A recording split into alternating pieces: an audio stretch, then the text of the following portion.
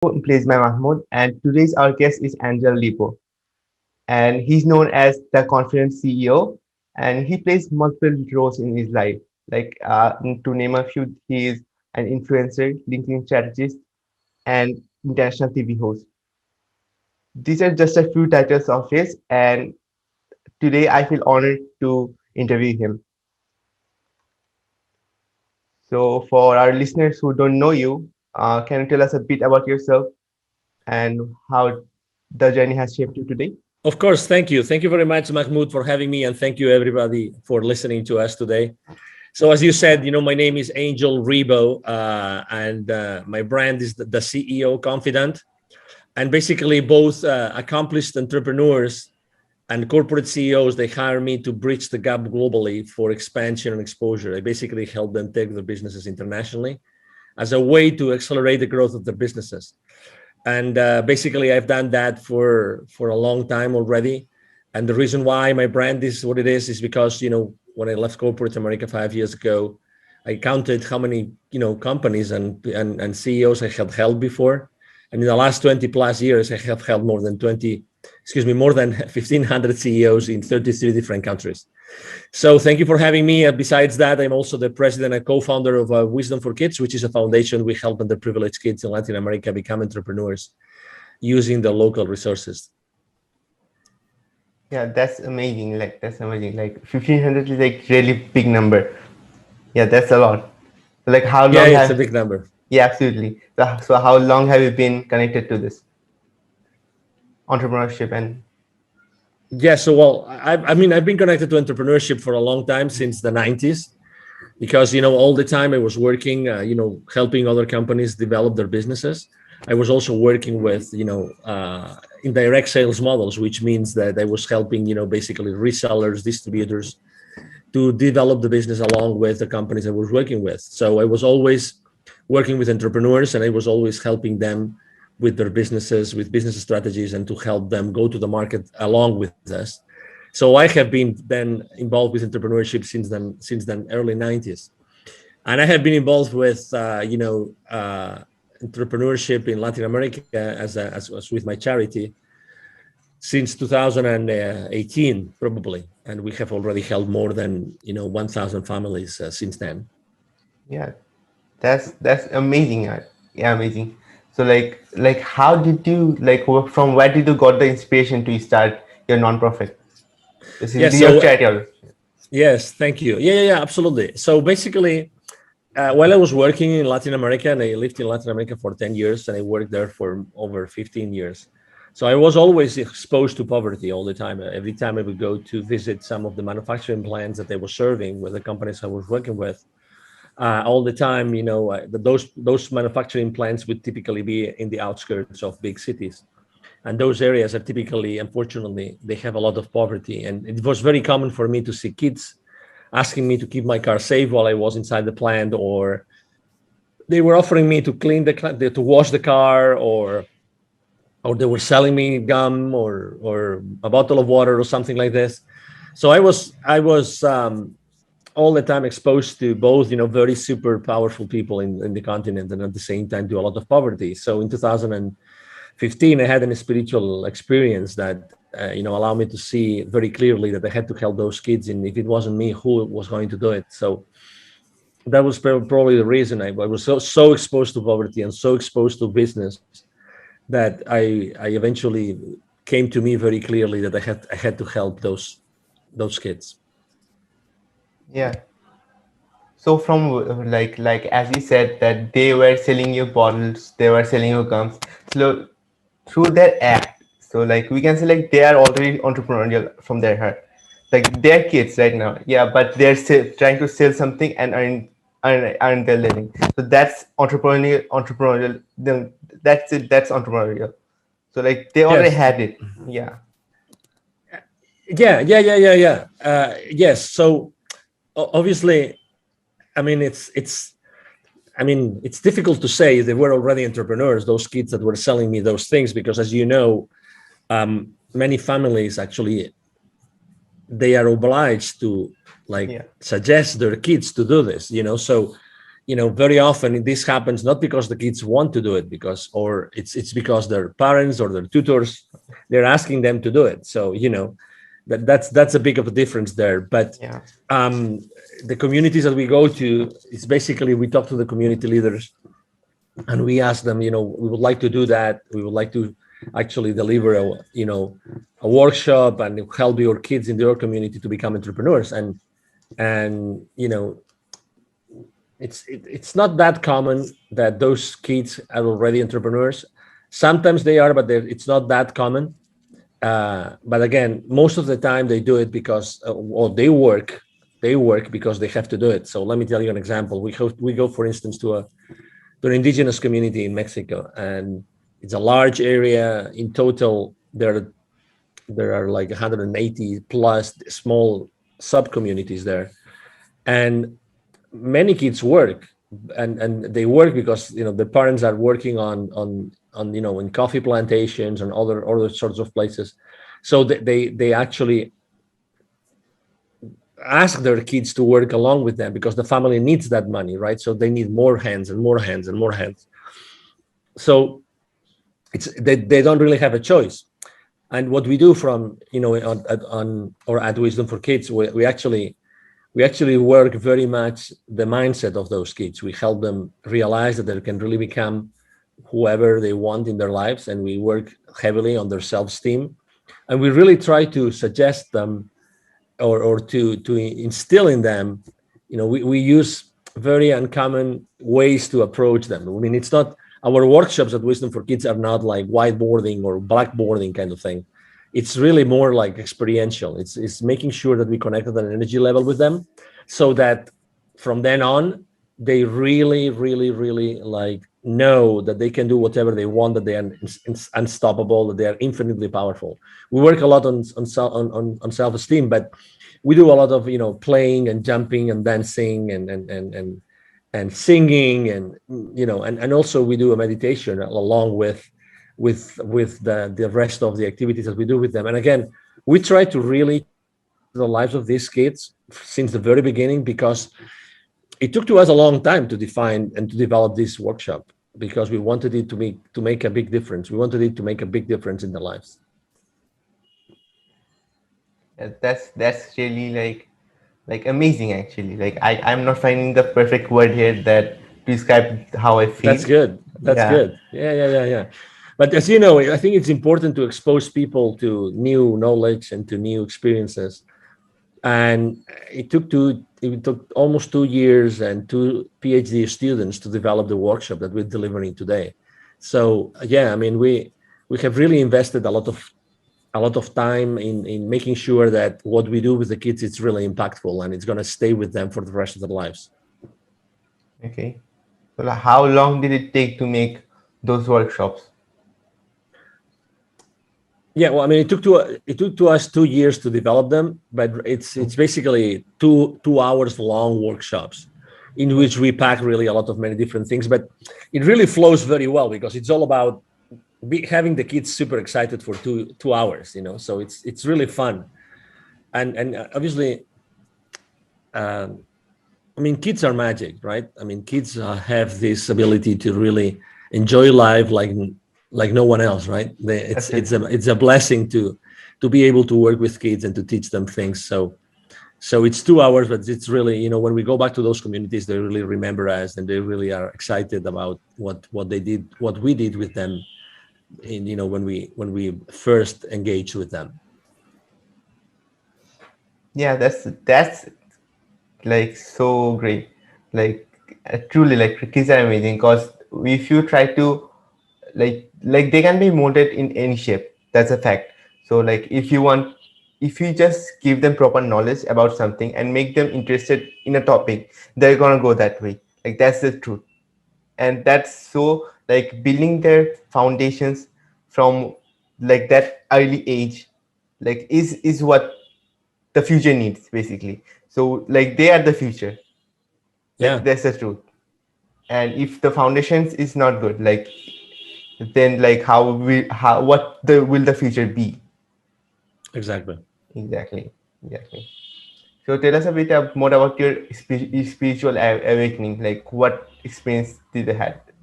Yeah. So basically, thank you for asking. So basically, it was this. It's actually the second time that I feel this like super rush of energy. It was a Saturday morning. I was in a hotel in Mexico City. It was 8:30 a.m. I just woke up. I was really remorseful. I was really sad. I was really exhausted because I had worked a lot the previous week. I missed my plane to go back home the previous day on Friday. So and as soon as I got into the shower, um, this incredible rush of energy went through me, and I started crying for no reason. And all those images of those kids I had met in Latin America started to come at me all the time. And I was for a few minutes crying under the shower, on my knees, and I really didn't know what that meant. But I'm having chills now as I'm explaining it, because it was really an intense experience, and I remember it was extremely sensitive and emotional for the rest of the day.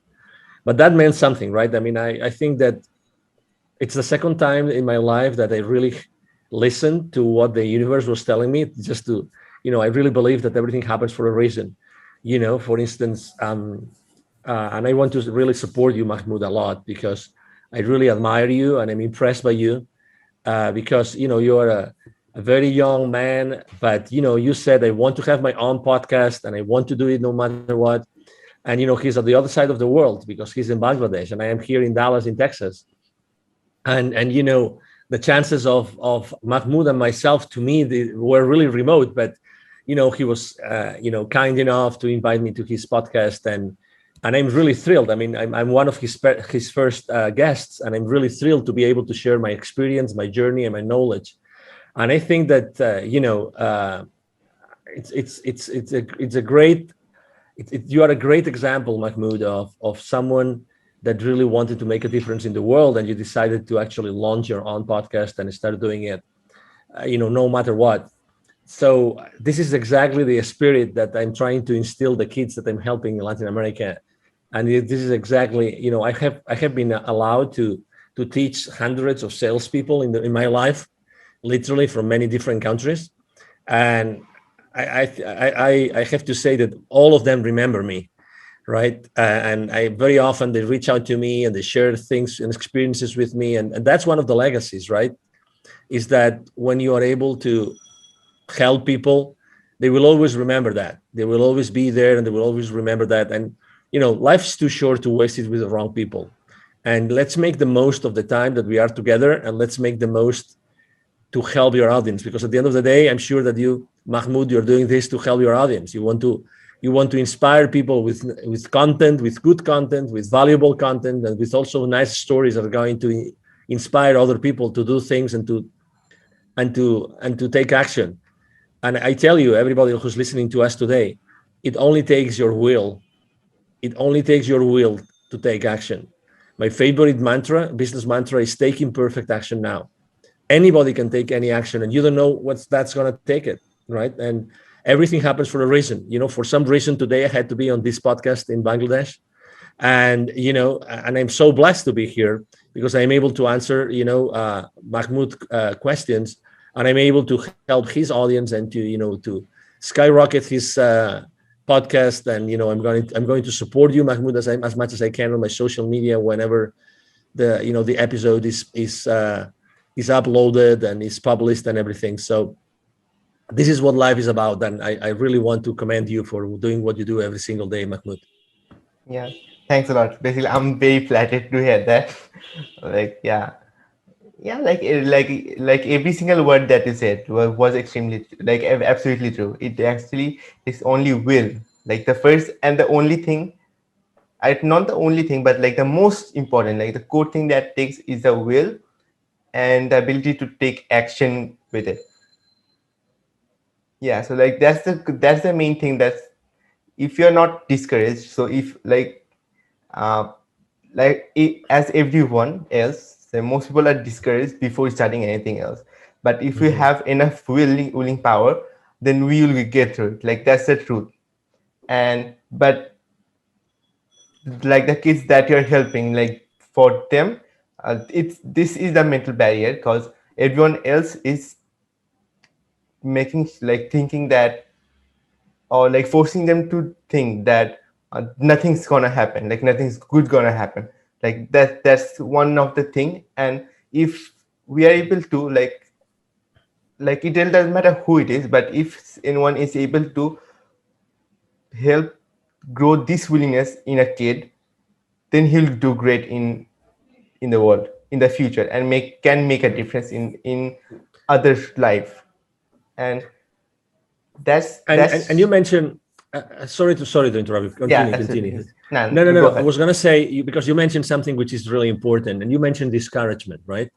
It's true, and that's something that we face when we go to Latin America, because when we help kids and we have this, let's say the initial workshop, obviously we know that it's very easy for the kids' parents or tutors to just with one word, with one eyesight, just to say, "What you just learn is useless" or whatever, right? I mean, so they can be easily discouraged. But I think that the example that we have to actually give ourselves, you and myself, as opinion leaders, I think that discouragement is just, it's just a temporary loss of enthusiasm. That's what it is. So, I think that we should, and we do teach the kids that, there's no such thing as a failure, and that everything happens for a reason. There's all the time there's a reason why we have to do things, and there's a reason why we have to perform certain activities and do certain things.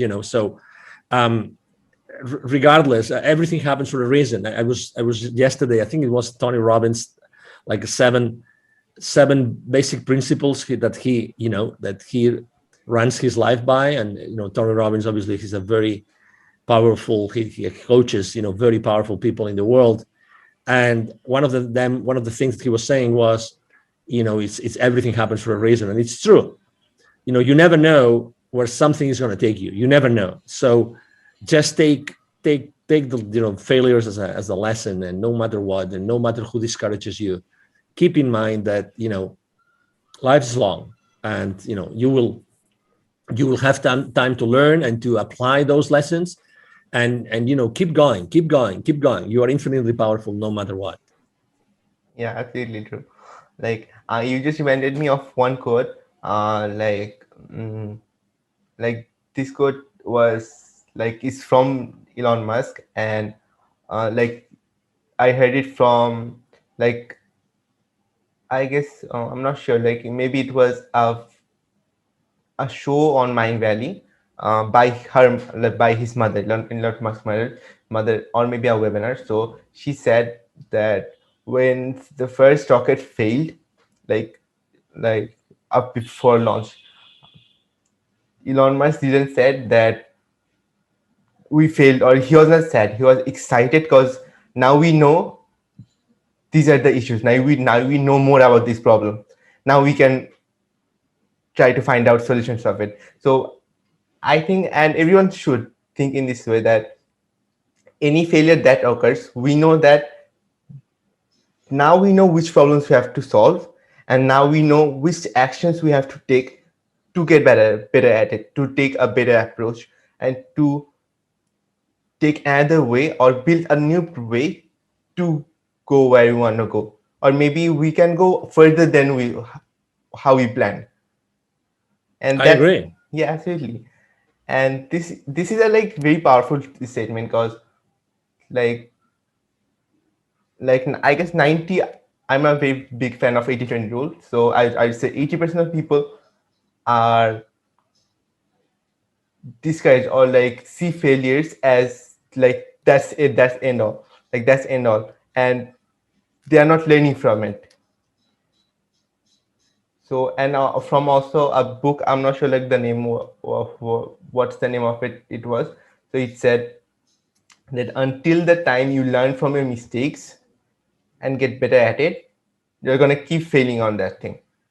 Yeah. So, so you have to see every failure as a way to learn new things and grow our skills, so that we can like just crush that thing.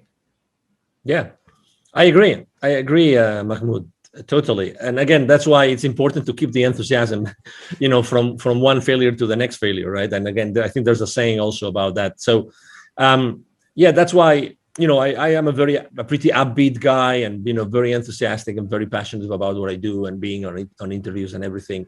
And that's why I think that's also a mission. The ones of us that we are good in communicating, or even if we're not so good and we still want to learn and can learn about communication, I think that we have to do it because we have a mission. We have to help others that are not on the same spot, to keep on moving forward, keep on moving forward. We are right now living, after 12 months, it's now March 2021. We've been for 12 months now living under restrictions all over the place. And I'm sure that Bangladesh is not an exception. So, we have learned that it's possible in only a few days for something to be really literally be running all over the world, right? So, and restrictions all over the world. So I think that we have to help each other, and we have to make sure that we use everybody's energy for the good of everybody. Really, I really believe so. Yeah, absolutely, absolutely. I completely agree with that. So I actually missed a word that you said, or like I catched a word. Um, oh, sorry. Um, yeah. So the question that I got in mind when you were saying that, so like, what was the biggest struggle that you face, like communication struggle that you faced during the quarantine? Like this question just came into my mind when you were talking. Yeah. Well, first, here in Texas, I think we only had 1 or 2 weeks of lockdown. So, I mean, we really were not quarantined, and people were going out on the streets still. So we've had a very, let's say, as many other countries in the world. I mean, I can talk about Sweden, about Finland, about Norway, about Serbia, Montenegro, Albania, Tanzania. I can literally talk about countries all over the world that have had a different approach, as opposed to being extremely restrictive. They have actually kept, the, let's say, the freedom intact, so that the human body would actually adapt and everything. I mean, if you see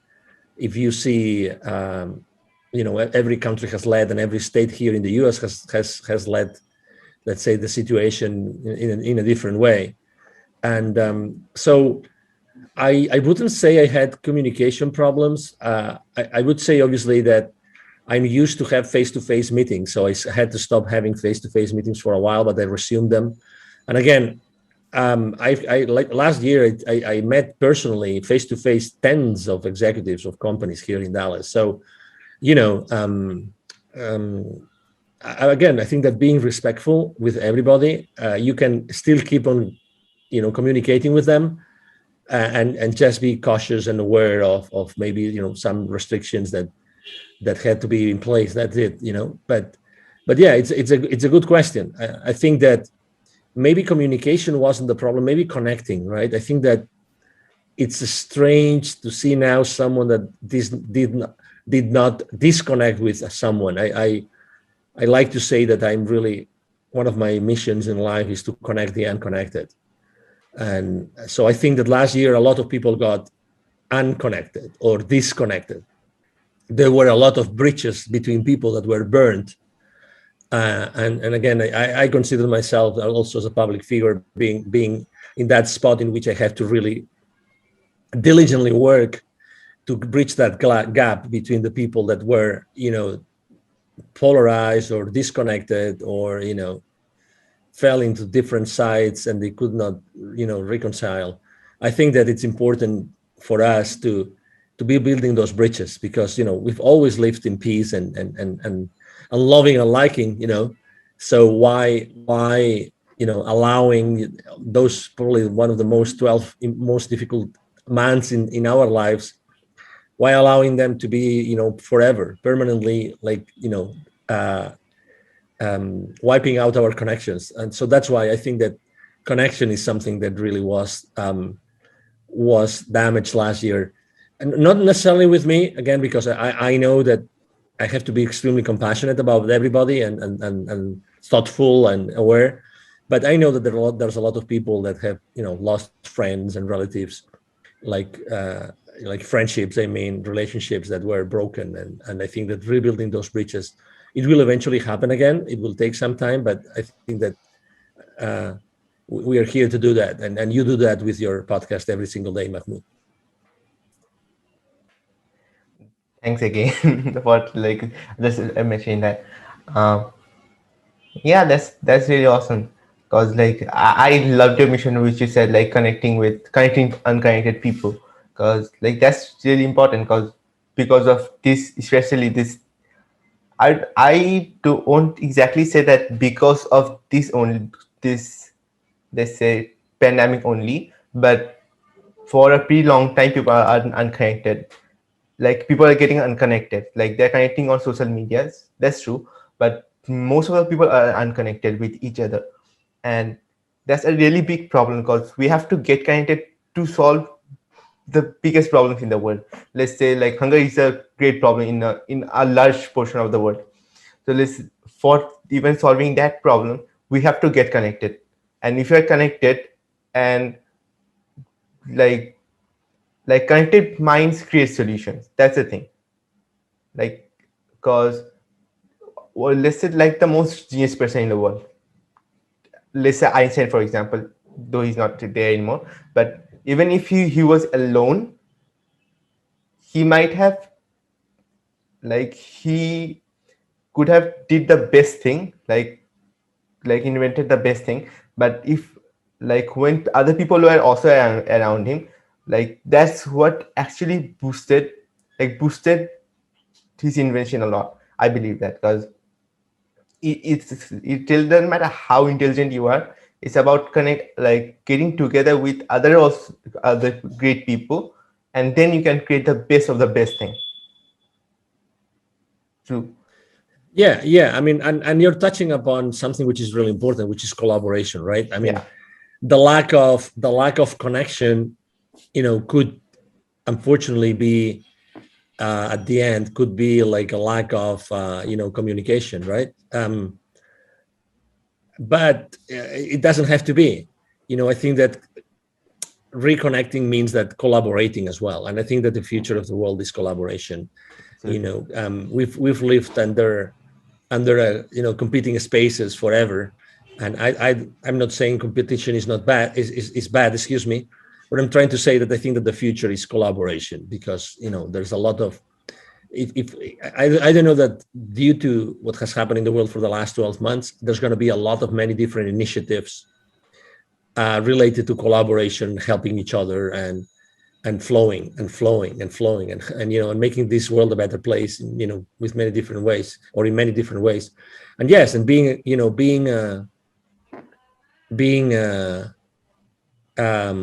aware of this, I think, is really important today.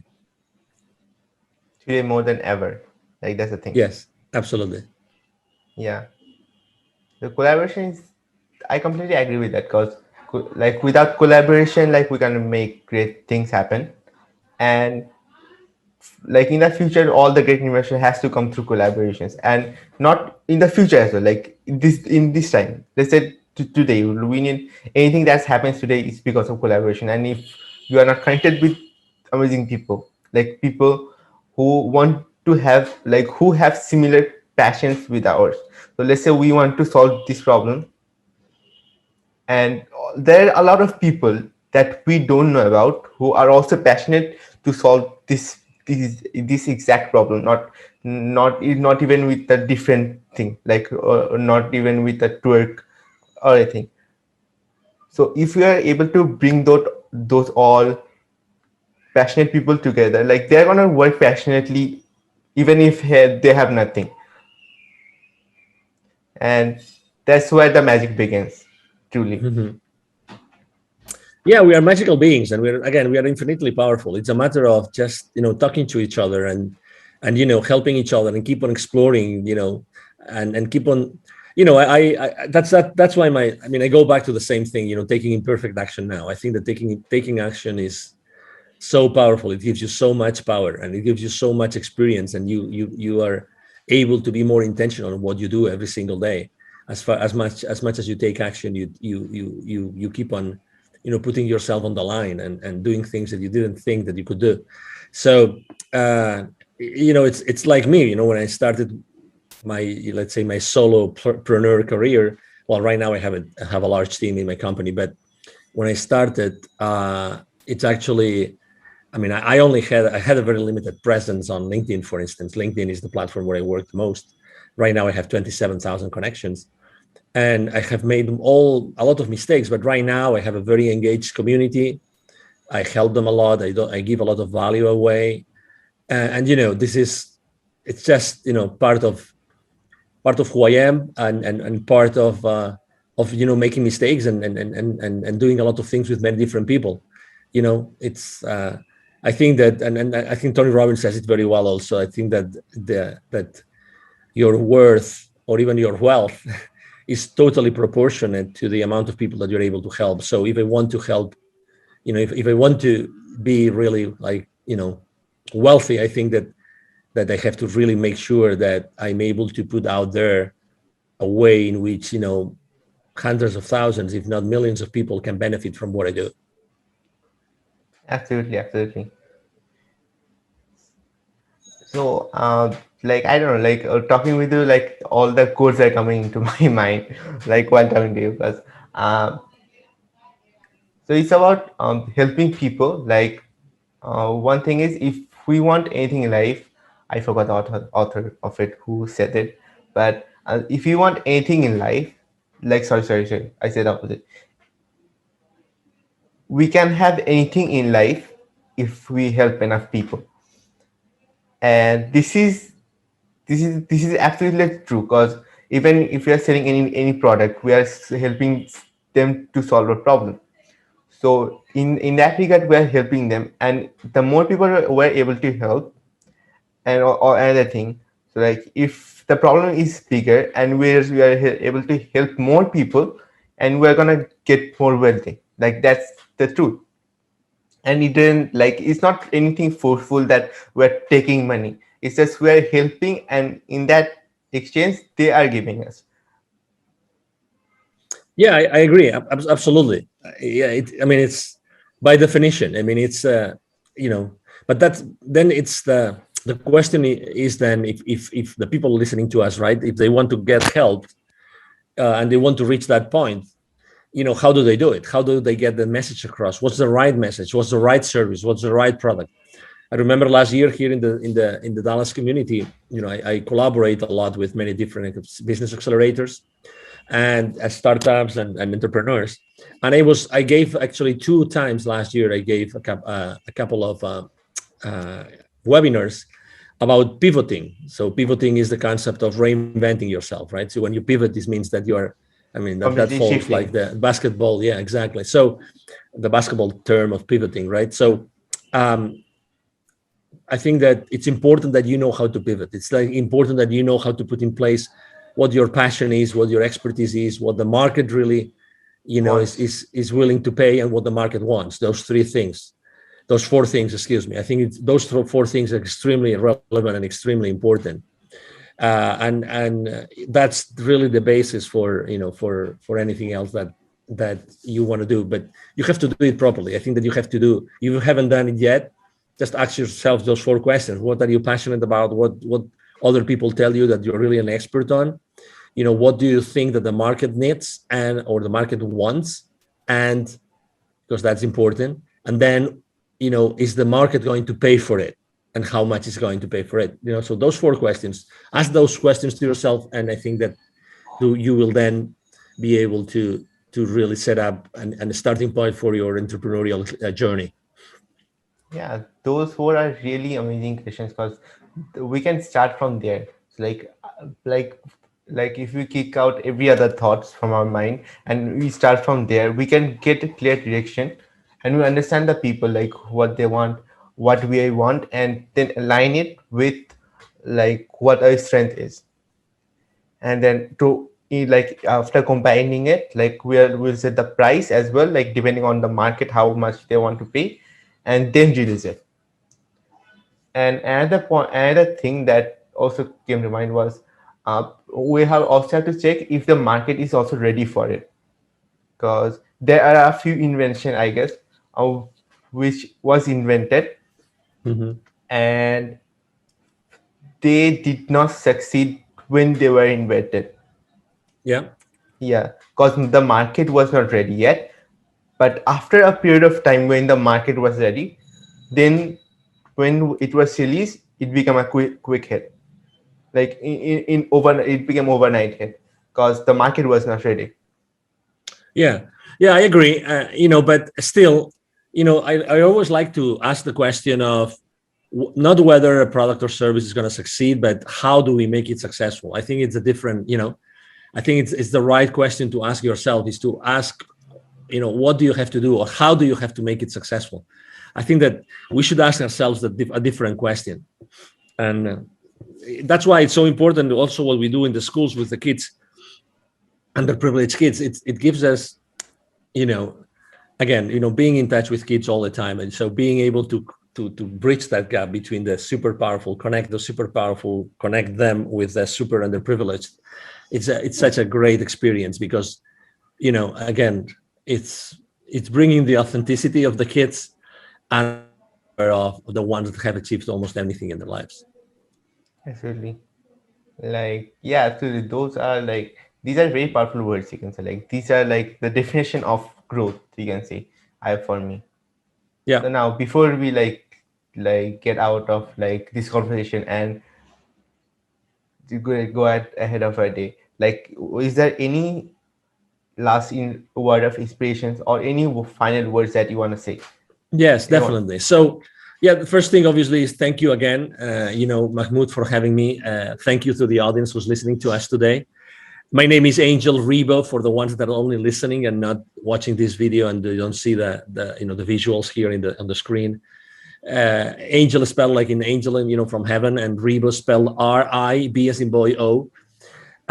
If you want to find me, my brand is the CEO Confidant, as Mahmoud said earlier, and you can find me very easily on LinkedIn, the professional network. But you can find me easily anywhere, really, because I post everywhere. Really, I post everywhere every single day. Okay, I post everywhere every single day. So you will find me on Twitter, on Instagram, on Facebook, besides LinkedIn itself. And if you want to reach out to me directly and you want to send me an email, it's very easy. It's Angel, Angel, at angelribo.com. So Angel, Angel, at angelribo, which would be ANGELRIB as in boy O.com. And either myself or my team are going to be answering your email. So thank you very much. And the last thing I would like to leave everybody is that we are genuinely infinitely powerful and we can really achieve anything in our lives. So I would suggest you that if you want to start helping others, again, even if you're not even an entrepreneur, it doesn't matter,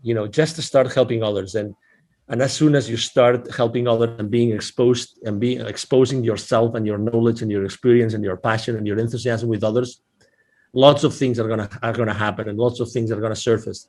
I encourage you to do that, and you will see how your life changes in a very short period of time. Yeah. So even while living, you just said your like you share your biggest wisdom, and so I'm sure people who are listening to this got value out of it. And yeah, and thank you very much for coming to the podcast. I highly appreciate your presence. And yeah, that's how we end it. And I will soon upload it. So and